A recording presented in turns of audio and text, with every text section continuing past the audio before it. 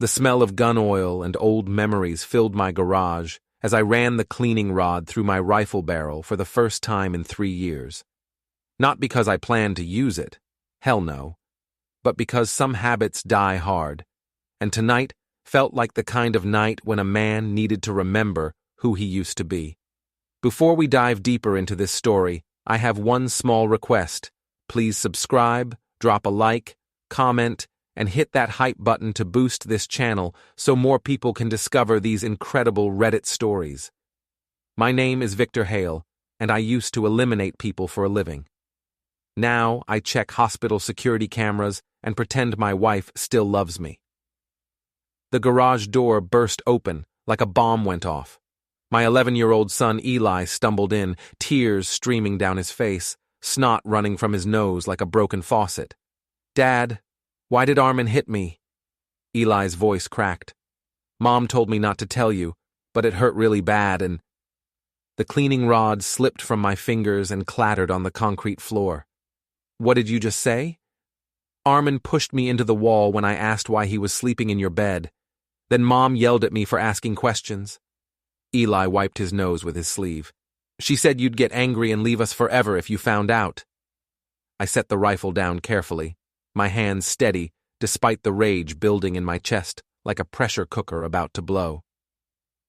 3 tours in Afghanistan taught me to control my reactions, but nothing prepared me for this moment. "Come here, buddy."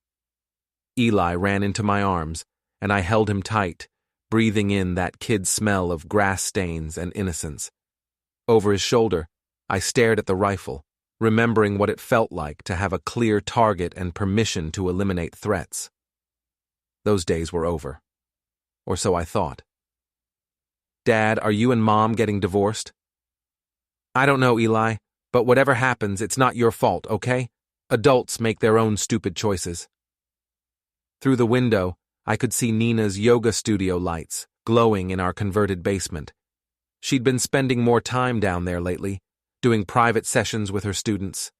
Armin Dufresne was her favorite student, 27 years old, built like a surfer, with the kind of smile that made middle-aged women forget they had husbands. I'd noticed the signs for months. The new workout clothes that cost more than my truck payment. The sudden interest in weekend retreats that she attended alone. The way she flinched when I touched her, like my hands were contaminated with something she couldn't wash off. But hitting my son? That crossed a line. "Go inside and do your homework," I told Eli. "I need to have a conversation with your mother." "Are you going to yell at her?" "No, buddy. I'm going to be very, very quiet." After Eli left, I pulled out my phone and scrolled through my contacts until I found Detective Mike Price. We'd served together in the 75th Ranger Regiment before he became a cop, and I became a security consultant. Mike owed me favors from the old days, the kind of favors that kept him breathing when Taliban fighters had us pinned down in a poppy field outside Kandahar. My phone buzzed with a text message before I could call him. "Check your email. You need to see this. MP." The video file was grainy, shot from a distance, but clear enough to destroy what was left of my marriage. Nina and Armin were tangled together on a blanket beside Crystal Lake, about 20 miles north of town. She was making sounds I hadn't heard in 2 years, sounds that used to be mine. The timestamp showed yesterday afternoon. While I was at work and Eli was at school, my wife was playing grab-ass with a yoga instructor who apparently thought hitting children was acceptable behavior. I watched the video 3 times, memorizing every detail. Nina's new tattoo, a Sanskrit symbol on her lower back that she'd claimed was about spiritual awakening. Armin's laugh when she whispered something in his ear. The way she looked at him like he was water and she'd been crawling through a desert. She never looked at me that way. Not anymore. The basement door opened, and Nina appeared in the garage doorway like a guilty conscience made flesh. She'd changed since we got married 8 years ago. Her brown hair was now platinum blonde, her yoga-toned body displayed in clothes that cost more than most people's rent. She looked good, I had to admit that, but she looked like a stranger wearing my wife's face. "Victor, what are you doing out here? Eli said you were cleaning your gun." Just maintenance, old habits. She noticed my phone on the workbench, screen still glowing with the paused video. Her face went white beneath her spray tan. Where did you get that? Does it matter? The question is, how long has this been going on? Nina crossed her arms defensively. You don't understand. You've been different since you got back from your last deployment. Cold. Distant. I needed someone who could actually connect with me emotionally. So you chose someone who hits our son? Armin didn't mean to. Bullshit. I stood up slowly, and Nina took a step backward. Good. She should be afraid. You brought another man into our house. You let him put his hands on our child, and you told Eli to lie about it. I was protecting him. You have anger issues, Victor. Everyone knows it. The way you stare at people like you're deciding whether to eliminate them. It's not normal. Maybe not. But I never hit my son. Armin was just trying to establish boundaries. By shoving an 11-year-old into a wall? What's next, Nina? Is he going to establish boundaries with you when you disappoint him? She lifted her chin defiantly. At least he's passionate about life. At least he doesn't act like he's empty inside. The words hit like a sniper's bullet, precise and devastating. Maybe she was right. Maybe 3 tours in a war zone had eliminated something essential inside me. But if I was empty inside, what did that make her? I want him gone, Nina. Tonight. Or what?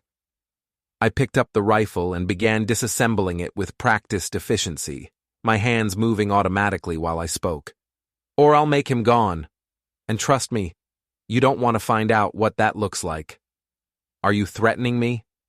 I'm explaining consequences. There's a difference. Nina's phone buzzed. She glanced at it and smiled, actually smiled, while reading a text message. Armin wants to know if I'm coming to the studio tonight. He's planning something special for my birthday next week. Your birthday isn't for 3 months. He's very thoughtful that way. She was taunting me. Standing in my garage, surrounded by the tools and trophies of my former life, my wife was rubbing her affair in my face like salt in an open wound. Go, I said quietly. Go to your yoga instructor. But when you come back, we're going to have a very different conversation. What's that supposed to mean? I looked up from the rifle parts spread across my workbench. It means the old Victor is gone, Nina. The one who tried to be understanding. The one who made excuses for your behavior.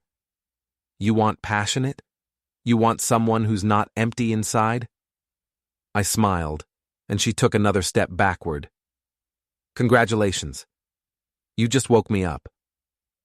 After she left, I sat in the garage for a long time, thinking about the difference between being a soldier and being a warrior. Soldiers follow orders and try to come home alive. Warriors destroy their enemies completely, without mercy or hesitation. I'd been a soldier for 12 years. Tonight, I became something else entirely. The next morning, I dropped Eli off at school and drove to Big Lena's boxing gym on the south side of town. Lena Martinez was a former heavyweight contender who'd opened the gym after a detached retina ended her professional career. She was 6 feet tall, built like a brick wall, and the only person in town who wasn't afraid of my reputation. The gym smelled like sweat, leather, and broken dreams. Perfect. You look like shit, Victor, Lena said without looking up from the heavy bag she was pummeling. Let me guess. Wife problems. How'd you know? Because happy men don't show up at my gym at 7 in the morning looking like they want to murder someone. What happened? I told her everything. The affair, the video, Armin hitting Eli, Nina's complete lack of remorse. Lena listened without interruption, her fists never stopping their rhythm against the bag. So, what's your play? She asked when I finished. I'm going to destroy them, both of them, completely. Murder's illegal, Victor. Even for ex-Rangers. Who said anything about murder? There are worse things than dying. Lena finally stopped hitting the bag and turned to face me. Such as? Living with the consequences of your choices. Nina wants passion. Armin wants to play house with another man's wife. I'm going to give them exactly what they asked for. Sounds like you've got a plan. I'm working on it. But first, I need to understand my enemy. Know their weaknesses, their habits, their pressure points. Sun Tzu never had to deal with a cheating wife and a yoga instructor. This is personal, Victor. Personal wars have different rules. She was right. Military tactics wouldn't work in suburban warfare. I needed to think like a civilian, like someone who understood social media and reputation, and the thousand small ways people destroyed each other in polite society. Lucky for me, I was a fast learner. My phone rang. Mike Price. Victor, we need to talk. Someone vandalized Armin Dufresne's car last night. Smashed both headlights with a baseball bat. He's filing a report. Good for him. What's that got to do with me? The security camera at his yoga studio caught a figure in the parking lot around midnight. Tall, military bearing, wearing a baseball cap. You want to tell me where you were last night? I hadn't touched Armin's car, but I wasn't surprised someone had. Small towns had their own justice systems, and word traveled fast. Someone had seen Nina's behavior and decided to send a message. I was home with my son, Mike. Check my security system if you want. I'm trying to help you here, Victor. Armin's lawyer is pushing for harassment charges. Says you threatened him. I've never spoken to Armin Dufresne in my life. Maybe not directly, but Nina's been telling people you have anger management issues. She posted something on Facebook about feeling unsafe in her own home. I pulled up Nina's Facebook page on my phone. Sure enough, there it was. A long, rambling post about living in fear, about how combat veterans sometimes brought the war home with them, about seeking support from friends during this difficult time. The comments were predictable. Yoga moms offering prayers and support, neighbors expressing concern, a few people suggesting she contact the police if she felt threatened. Nina was building a narrative, painting herself as the victim and me as the dangerous ex-soldier who couldn't adjust to civilian life. It was smart, actually. If this went to court, divorce, custody, whatever, she'd already poisoned the jury pool. Mike, I need a favor. Jesus, Victor, what kind of favor? The kind that keeps my son safe. Can you run a background check on Armin Dufresne? Quietly? Why? Because men who hit children usually have a history of violence, and if he's got priors, Nina needs to know what she's gotten herself into. Mike was quiet for a long moment. I'll see what I can find. But Victor, be careful. This situation is a powder keg, and you're playing with matches. After hanging up, I drove to the hospital where I worked. Mercy General was a 200-bed facility that served 3 counties, which meant our security department saw everything. Drug seekers, domestic violence victims, gang members, psychiatric patients having episodes. I'd learned more about human nature in 2 years of hospital security than in 12 years of military service. My office was in the basement, surrounded by monitors that showed feeds from 87 cameras throughout the building. I'd installed most of the system myself, including several cameras that weren't on the official blueprints. Hospital administrators preferred plausible deniability when it came to certain types of surveillance. I pulled up the employee database and ran a search for Armin Dufresne. He'd worked at the hospital briefly about 6 months ago as a massage therapist in the physical therapy department. His employment had been terminated after 3 weeks for policy violations. I made a note to follow up on that. My phone buzzed with a text from Nina. Picking up Eli from school today. He's coming to the studio for my evening class. Armin wants to apologize for yesterday. Not a chance. I called the school and spoke to Eli's teacher, Mrs. Henderson. She was a sweet woman in her 50s who'd taught half the kids in town. Mrs. Henderson, this is Victor Hale, Eli's father. I need to make sure you understand that only I am authorized to pick up my son from school. Not my wife, not anyone else. Just me. Oh my. Is everything all right? Family situation, I'll explain later. But it's very important that Eli doesn't leave with anyone else. Of course, Mr. Hale. I'll make a note in his file. At 3:30, I was waiting in the school parking lot when Nina arrived. She was driving Armin's car, a silver BMW that screamed, "Look at me." When she saw my truck, her face went through several emotions: surprise, anger, resignation. Eli ran to my truck without hesitation. "Dad, are we going home?" "Yeah, buddy, hop in." Nina approached my window, her yoga outfit perfectly coordinated, her makeup flawless despite the stress of the last 24 hours. "Victor, we need to talk." "About what?" "About co-parenting, about setting boundaries, about what's best for Eli." "What's best for Eli is not being around men who hit him." "Armin made a mistake. He wants to apologize." "Tell Armin that if he comes within 50 feet of my son, he'll need more than an apology. He'll need a surgeon." Other parents were starting to stare. Nina's cheeks flushed with embarrassment. "You're making a scene." "Good. Let everyone see what kind of mother brings her boyfriend around her child after he gets violent." "It wasn't violence, it was assault on a minor, which is a felony in this state." Nina's phone rang. She answered it without stepping away from my truck. "Hi, baby." "Yes, I'm at the school." "No, Victor won't let me take Eli. I know. He's being completely unreasonable." She was having this conversation in front of our son, calling another man baby while our 11-year-old sat in my passenger seat, listening to his mother choose her boyfriend over her family. "Tell your baby that I want to meet him," I said loudly enough for Armin to hear through the phone. "Tonight. Somewhere private. Just the two of us." Nina's eyes widened. "Victor, no, you're not thinking clearly." "I'm thinking more clearly than I have in months. Tell him." She spoke into the phone. "He wants to meet with you." "No, I don't think that's a good idea either. Because he's still military. Yes, he has training." I started my truck. "Tell Armin I'll be at Murphy's bar at 8 o'clock. If he's half the man you think he is, he'll show up." As I drove away, I could see Nina in my rearview mirror, pacing back and forth in the parking lot, arguing with Armin on the phone.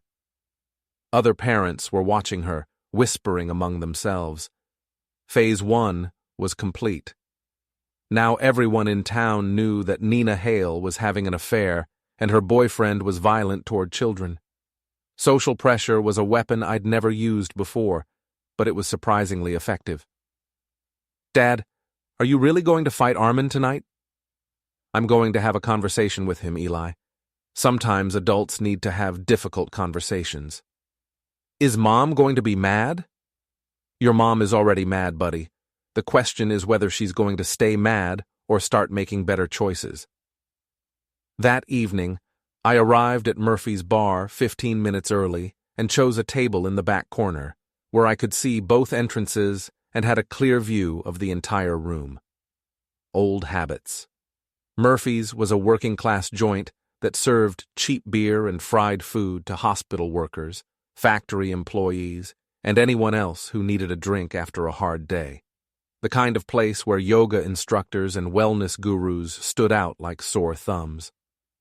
Armin arrived at 8:15, flanked by 2 other men I didn't recognize.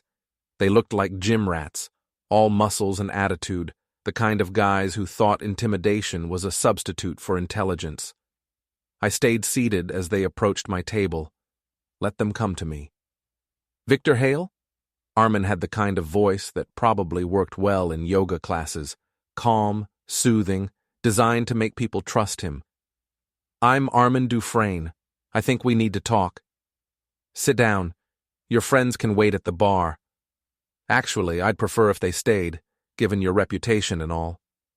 "My reputation?" "Nina told me about your military service, about the anger issues, about the threats you made." I smiled. "What threats?" "Last night, in your garage, you threatened to make me gone if I didn't leave your wife alone." "That wasn't a threat, Armin.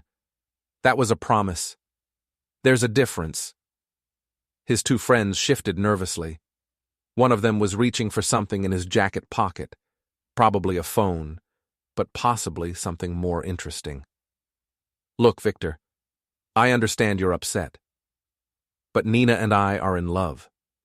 She's not happy in your marriage. She deserves better than what? Than someone who can't connect emotionally, someone who treats her like a roommate instead of a woman. And you think hitting her son is the way to treat a woman? That was an accident. Eli was being disrespectful, and I was trying to establish boundaries. Yeah, Nina mentioned that. Let me establish some boundaries of my own. I leaned forward, lowering my voice so his friends couldn't hear. You will never touch my son again. You will never be alone with him. And if I find out you've laid a finger on my wife, if you've hurt her in any way, I will end you. Not eliminate you. End you. There's a difference. Are you threatening me? I'm explaining the rules of engagement. Nina thinks she wants a passionate man, someone who's not empty inside. Congratulations, Armin. You found him. One of his friends stepped closer to the table. Maybe we should go, Armin. This guy's crazy. I looked up at the friend, a steroid-pumped meathead with prison tattoos, and the kind of blank eyes that suggested he'd seen real violence. What's your name? Why? Because I like to know who I'm talking to. I'm Victor Hale. I spent 12 years eliminating people who thought they were tough. What do you do for a living? The meathead glanced at Armin uncertainly. I work construction. Good honest work. You know what's not honest work? Intimidating people in bars, threatening families, hitting children. I stood up slowly, my hands visible and empty. You boys should leave now, before this conversation becomes something you can't walk away from. Armin stood up quickly, his chair scraping against the floor. This isn't over, Victor. Yes, it is. You just don't know it yet. After they left, I ordered another beer and sat in the corner for another hour, thinking about the look in Armin's eyes when I'd mentioned ending him. Fear. Good. Fear was a tool I understood. My phone buzzed with a text from Nina. You can't intimidate us into breaking up. We're stronger than you think. I typed back, we'll see. But I was already planning phase 2. Mike Price called me at 6 in the morning with information that changed everything. Victor, you need to hear this. Armin Dufresne has a record. 2 domestic violence arrests in Massachusetts. Both charges dropped when the victims refused to testify. 1 DUI. And get this, he was fired from 3 different massage therapy jobs for inappropriate contact with female clients. I was in my kitchen, making coffee while Eli ate cereal and got ready for school. Normal morning routine, except nothing about my life was normal anymore. What kind of inappropriate contact? The kind that gets you banned from working with vulnerable patients. The hospital fired him after a cancer patient complained that he was touching her inappropriately during a therapy session. Jesus. It gets worse. I talked to a detective in Boston who knows Dufresne's history. Says he has a pattern of targeting married women, usually ones going through difficult times. He moves in, plays the sensitive healer, breaks up marriages, then moves on when things get complicated. I looked at Eli, who was reading a comic book while eating his Cheerios, completely unaware that his mother had brought a predator into our home. Mike, I need copies of those arrest reports. Victor, what are you planning? I'm planning to protect my family. By doing what exactly? By making sure Nina understands what kind of man she's sleeping with. After dropping Eli at school, I drove to Nina's yoga studio downtown. The Lotus Blossom Wellness Center was housed in a converted Victorian mansion, complete with crystals in the windows and inspirational quotes painted on the walls. Nina had invested our entire savings account into this place, chasing her dream of becoming a wellness influencer. The morning class was in session, so I waited in my truck across the street, watching through the large front windows. 20 women in expensive yoga outfits, following Nina's lead as she guided them through poses with names like Downward Dog and Warrior 2. Ironic, considering she was sleeping with a man who preyed on vulnerable women. At 10:30, the class ended, and the women filed out, chatting among themselves about green juice cleanses and mindfulness retreats. I recognized several of them: doctors' wives, lawyers' wives, women who had time and money to spend on self-improvement. Nina's target demographic. I waited until the last student left, then walked into the studio. Nina was cleaning yoga mats, her blonde hair pulled back in a ponytail, her face glowing with post-workout endorphins. "Victor, what are you doing here?" "We need to talk. About Armin. I told you, that situation is handled. He apologized to Eli, and it won't happen again." "When did he apologize to Eli?" Nina paused in her mat cleaning. "He's going to apologize. When the time is right." "The time is never going to be right, Nina, because Armin Dufresne is never going to be alone with our son again." I pulled out my phone and showed her the arrest reports Mike had sent me. 2 domestic violence arrests. History of inappropriate behavior with clients. This is the man you're defending. This is the man you chose over your family. Nina's face went pale as she read the reports. These are old charges. People change. Do they? Because according to the hospital, he was fired 6 months ago for the same behavior. This isn't ancient history, Nina. This is who he is. You're lying. You made this up to break us apart. Call the hospital. Call the Boston Police Department. Call his previous employers. I'll wait. She set down the yoga mat and sat heavily on a meditation cushion. For the first time since this whole mess started, Nina looked like the woman I'd married, vulnerable, uncertain, human. "Why didn't you tell me this yesterday? Would you have believed me, or would you have accused me of jealousy and manipulation?" "I don't know." She looked up at me with tears in her eyes. "Victor, I'm so confused. I thought I knew what I wanted. I thought you and I were over." "Maybe we are. But that doesn't mean you should put Eli in danger." "What am I supposed to do? I told everyone we're together. I posted about it on social media. My students think he's this amazing spiritual man who helped me find myself." "Your students don't know him. They know the image he projects. The question is, do you want to be with someone because of how he makes you look, or because of who he really is?" Nina was quiet for a long time, staring at the arrest reports on my phone screen. "He's been pressuring me to move in together, to bring Eli with us. He says we could be a family. A family where your boyfriend has a history of hitting women and children? Where he's been fired from multiple jobs for professional misconduct? That's the family you want for our son?" "No. God, no. I was so lonely, Victor. You came back from your last deployment and you were different. Distant. Like you were physically here but emotionally somewhere else. I was trying to protect you, both of you, from the things I'd seen, the things I'd done. I thought if I kept that part of my life separate, you kept everything separate. Your work, your thoughts, your feelings. I felt like I was married to a ghost." She was right. I had been a ghost, haunting my own life, going through the motions of being a husband and father while my mind was still in Afghanistan, still calculating threats and planning exit strategies. "Maybe we can't fix our marriage, Nina. Maybe too much damage has been done, but we can still protect Eli. We can still be good parents, even if we can't be good spouses." Nina wiped her eyes with the back of her hand. "What do you want me to do?" "End it with Armin, today. Don't see him alone, don't bring him around Eli, don't give him access to our life. And then what? We just pretend none of this happened? Then we figure out what comes next. Counseling, separation, divorce, whatever. But we do it without putting our son at risk." Nina nodded slowly.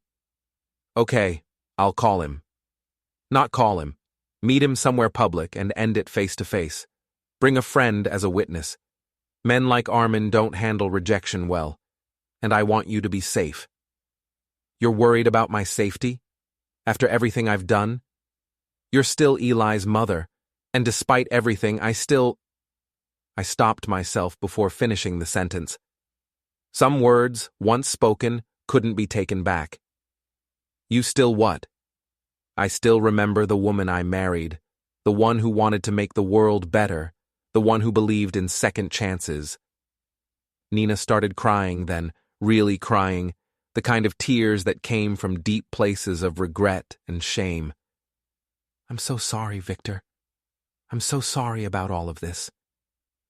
I wanted to comfort her, to put my arms around her and tell her everything would be okay. But I couldn't. Too much had happened. Too much trust had been broken. Being sorry isn't enough, Nina. But it's a start. I left her in the studio, surrounded by yoga mats and inspirational quotes, crying for the life she'd thrown away, chasing something that was never real to begin with. My phone rang as I reached my truck. Unknown number. Victor Hale. This is Armin. We need to talk. About what? About Nina, about your marriage, about the lies you've been telling. What lies? The arrest reports you showed her, the stories about my past. Nina called me crying, saying you'd made up all these horrible things about me. Call the Boston PD if you think I'm lying. Call Mercy General. Call any of your former employers. You don't understand, Victor. Nina and I are in love. Real love. Not the cold, empty marriage you two have been pretending to maintain. If you love her so much, why did you hit her son? I never hit him. I was trying to establish boundaries and he fell. It was an accident. Bullshit. You know what your problem is, Victor. You think everyone's your enemy. You think life is war and you have to destroy anyone who threatens your territory. But this isn't Afghanistan. This is real life, with real people who have real feelings. You're right. This isn't Afghanistan. In Afghanistan, I would have eliminated you already. Armin was quiet for a moment. Are you threatening me again? I'm stating facts. In Afghanistan, men who hurt children didn't live long enough to hurt anyone else. But this is America, where predators hide behind words like boundaries and spiritual growth and emotional connection. I'm not a predator. Then explain the arrest reports. Explain why you were fired from the hospital. Explain why every job you've ever had ended with complaints about inappropriate behavior. Those women misunderstood my intentions. Healing touch can be misinterpreted by people who aren't spiritually evolved. Jesus Christ. You actually believe your own bullshit, don't you? I believe in love, Victor. I believe in helping people grow and heal and find their authentic selves. What do you believe in? I thought about that question as I drove home. What did I believe in? I believed in protecting the innocent. I believed in consequences for actions. I believed that some people were predators and some people were prey, and the only thing standing between them was people like me, people willing to do whatever it took to maintain the balance. I believe you're going to leave my family alone, Armin, one way or another. And if I don't? Then you'll find out what I learned in 12 years of military service, that there's always a solution to every problem. You just have to be willing to pay the price. I hung up and drove home to wait for Nina's call. It came 3 hours later. Victor, we have a problem. I tried to break up with Armin, but he won't accept it. He says he's going to fight for our relationship. He says he's going to prove to everyone that you're the real problem. What does that mean? He's posting on social media about your threats. He's telling people you're unstable, that you're dangerous. He's painting himself as the victim. I pulled up Armin's Facebook page. Sure enough, there was a long post about being threatened by a violent ex-soldier who couldn't accept that his marriage was over. The post had dozens of comments from people expressing support and concern. There's more, Nina said. He's planning some kind of public event, a healing circle at the studio tomorrow night. He wants to tell his side of the story, to expose what he calls your campaign of intimidation. Let him. Victor, you don't understand. Half the town is going to be there. If he convinces people that you're dangerous, then I'll have to convince them otherwise. How? I smiled, even though she couldn't see it. By showing them who Armin Dufresne really is, by letting the truth speak for itself. What are you planning? I'm planning to end this, Nina, once and for all. Victor, please, don't do anything that will make this worse. It can't get worse. We're already at rock bottom. The only direction left is up. After hanging up, I called Mike Price. Mike, I need another favor, a big one. What kind of favor? The kind that ends this mess before someone gets hurt. Victor, what are you thinking? I'm thinking it's time to stop playing defense. The healing circle was scheduled for 7 o'clock on Friday night at Nina's studio. By 6:30, cars were lined up on both sides of the street, and people were streaming into the converted Victorian mansion like it was a revival meeting. I parked 2 blocks away and walked through the gathering crowd, listening to conversations, gauging the mood. Most of the attendees were women, yoga students, wellness enthusiasts, the kind of people who believed in chakras and crystal healing and the power of positive thinking. Perfect audience for a charismatic manipulator like Armin. Through the large front windows, I could see him setting up in the main studio, arranging cushions in a circle, lighting candles, creating the kind of atmosphere that made people feel spiritual and open and vulnerable. He was good at this. I had to give him credit. My phone buzzed with a text from Mike Price. Everything's in place. You sure about this? I typed back, absolutely. At exactly 7 o'clock, I walked into the studio. The room fell silent as I entered, 50 pairs of eyes tracking my movement as I found an empty cushion in the back of the circle. Armin was sitting cross-legged at the front of the room, wearing white linen pants and a flowing shirt that made him look like a yoga catalog model. He smiled when he saw me, but his eyes were cold. Welcome, everyone, to our healing circle. Tonight, we're going to talk about truth, about love, about the courage it takes to stand up against intimidation and violence. Murmurs of agreement rippled through the crowd. Nina was sitting near the front, her face pale and anxious. She kept glancing back at me, as if expecting me to explode into violence at any moment. Some of you know that I've been threatened recently by someone who can't accept that his marriage is over. Someone who thinks he can use fear and intimidation to control the people he claims to love. More murmurs. A few people turned to look at me. I sat perfectly still, my hands folded in my lap, my expression neutral. I want to share my story tonight because I believe in the power of truth. I believe that when we speak our authentic truth, when we refuse to be silenced by bullies, we create space for healing and growth. Armin launched into a carefully crafted narrative about his relationship with Nina, painting himself as a spiritual guide who had helped her discover her true self. He talked about my violent threats and military mindset and inability to process emotions in a healthy way. He was good, really good. By the time he finished, half the room was looking at me like I was a dangerous animal that might attack at any moment. I want to invite Nina to share her truth as well, Armin said, gesturing toward my wife. Nina, would you like to tell everyone about your journey toward authentic living? Nina looked terrified. She glanced at me, then at Armin, then at the expectant faces surrounding her. I don't think this is appropriate. This is private family business. There's no shame in speaking your truth, Nina. These people care about you. They want to support your healing. Armin, please, I don't want to do this. Are you afraid of him? Armin asked, pointing at me. Are you afraid of what he might do if you speak honestly about your marriage? The room was silent. Everyone was staring at Nina, waiting for her answer. This was the moment Armin had been building toward.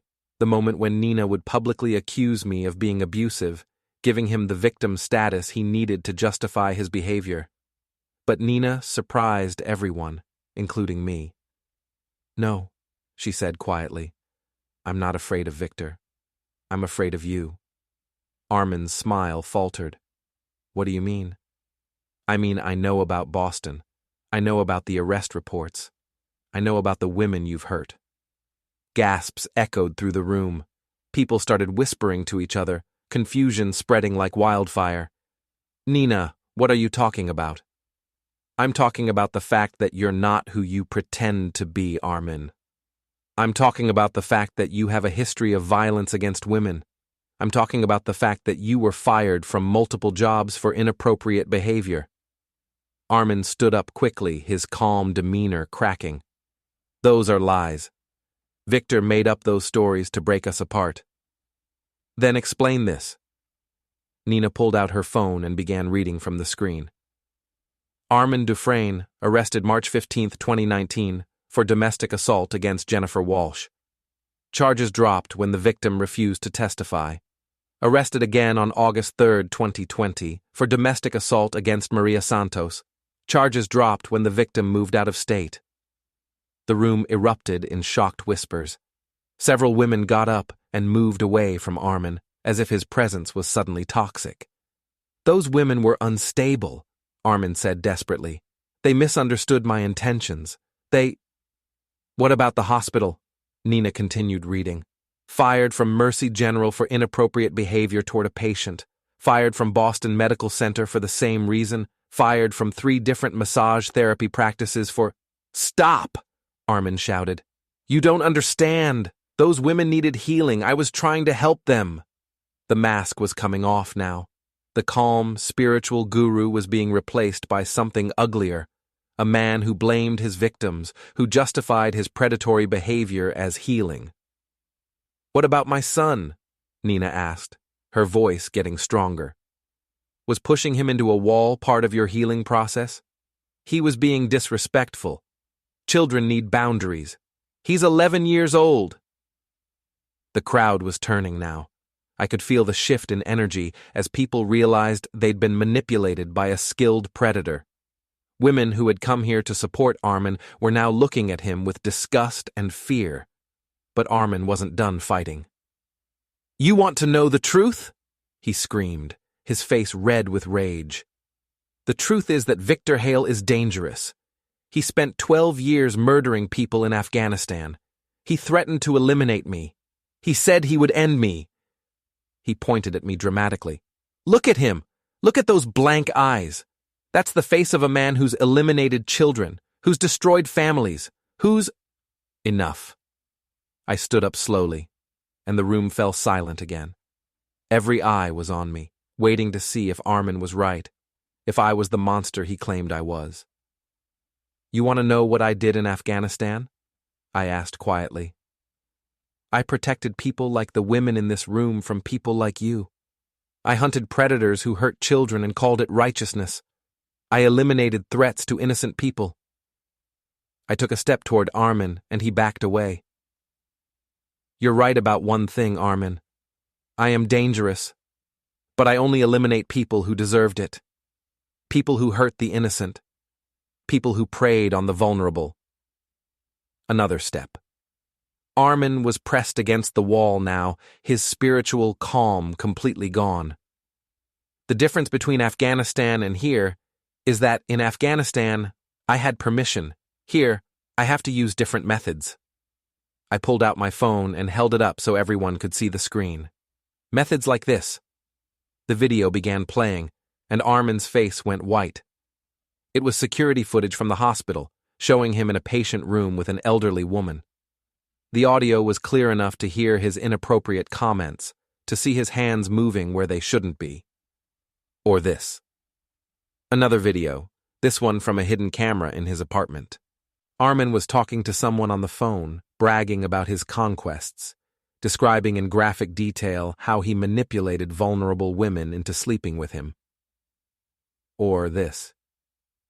The final video showed Armin pushing Eli into the wall, then threatening him to keep quiet about it. The audio captured every word. If you tell your dad, I'll hurt your mom. Do you understand me, kid? The room exploded. Women were shouting, demanding to know how many other victims there were, how long this had been going on. Several people were already calling the police.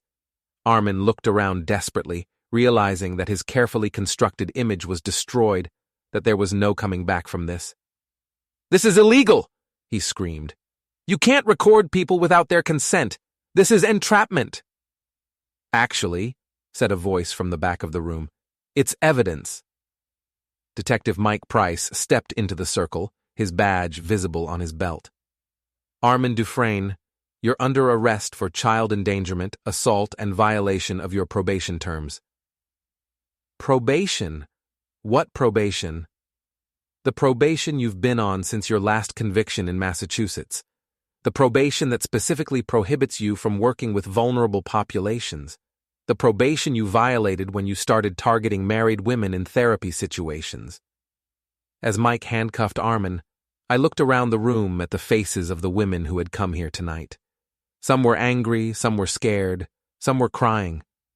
All of them were looking at me with a mixture of gratitude and fear. Ladies, I said quietly, I want you to remember something. Predators don't announce themselves. They don't wear signs that say, I'm dangerous. They're charming and spiritual, and they tell you exactly what you want to hear. They make you feel special, chosen, understood. I gestured toward Armin, who was being led away in handcuffs. They make you believe that anyone who questions them is jealous or controlling or damaged. They isolate you from people who might protect you. Nina was crying now, her face buried in her hands. I'm so sorry, she whispered. I'm so sorry I brought him into our lives. You're not the first woman he fooled, and you won't be the last. The important thing is that you recognized the truth when you saw it.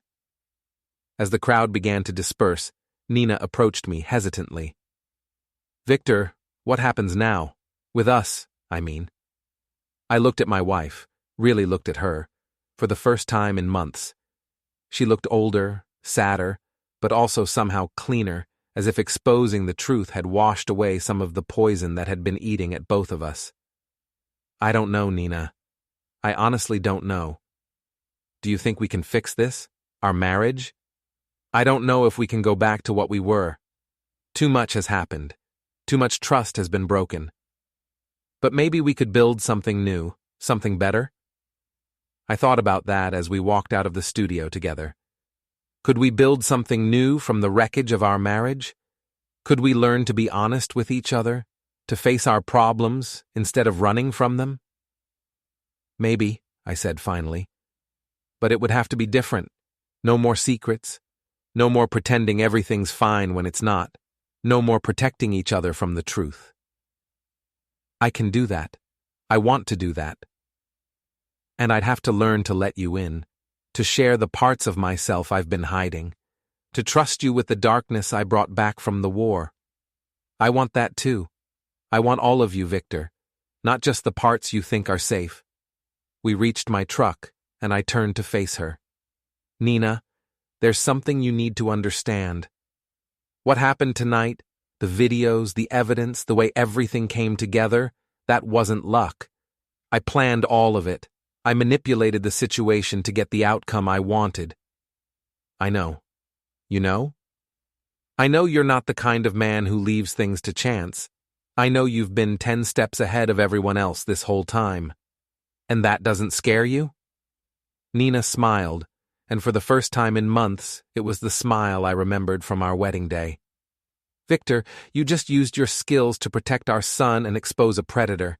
You could have eliminated Armin, I know you wanted to, but instead, you found a way to stop him legally, permanently, without destroying our family in the process. She reached up and touched my face gently. That doesn't scare me. That makes me remember why I fell in love with you in the first place. As we drove home together, I thought about the difference between being a soldier and being a protector. Soldiers destroy enemies. Protectors save families. Tonight, for the first time since coming home from war, I felt like I'd done something that mattered. Not just eliminated a threat, but protected the people I loved most. My phone buzzed with a text from Mike Price. Armin's being charged with multiple felonies. He won't be bothering anyone for a long time. Nice work, Victor. I showed the message to Nina. She squeezed my hand and said, Take us home, Victor. Take us home. And for the first time in years, I knew exactly where home was.